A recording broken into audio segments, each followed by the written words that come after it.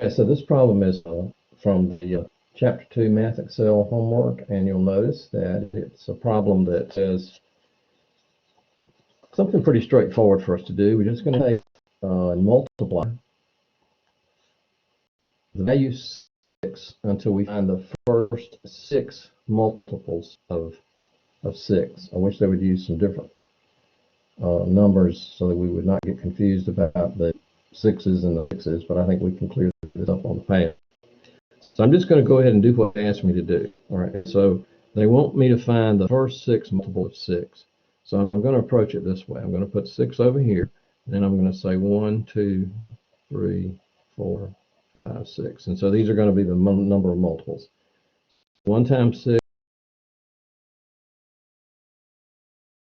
4 times 6, 5 times 6, 6 times 6, and I think I'm done. Oh, you want to do another one?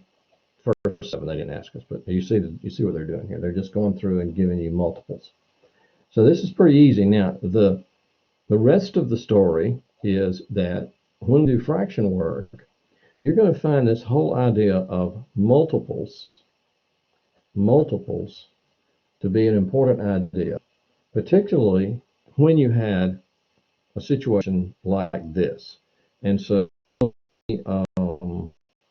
let me just try something. I'm just going to put the number 4 in here. I'm extending the problem because the answer they want is going to be 6, 12, 18, 24, 30, and 36. Now, I will tell you how we'll use this idea of multiples as we go forward. So if I say, well, what about the number 4? What I'm looking for is find common multiples between 6 and 4. So 1 times 4 is 4. 2 times 4 is 8. 3 times 4 is 12. 4 times 4 is 16. 5 times 4 is 20. 6 times 4 is 24. 7 times 4 is 28. And let's see. So we found one common multiple here.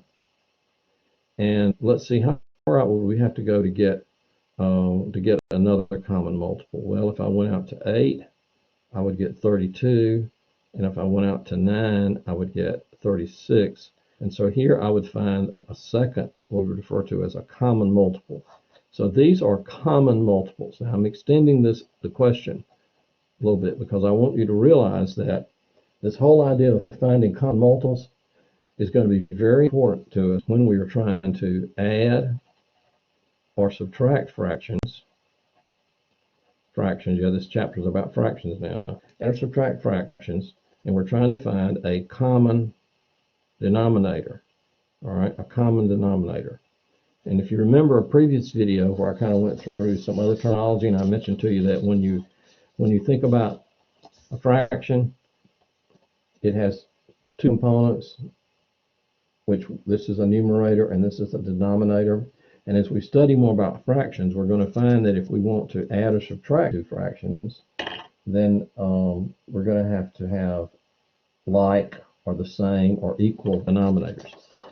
Okay, so let's just go ahead and put in the answer they wanted. The answer they wanted was they just wanted this string of numbers right here. And I think they wanted us to put commas between them. Let's go back and see how Math Excel wanted this answer. Use a comma to separate the answers.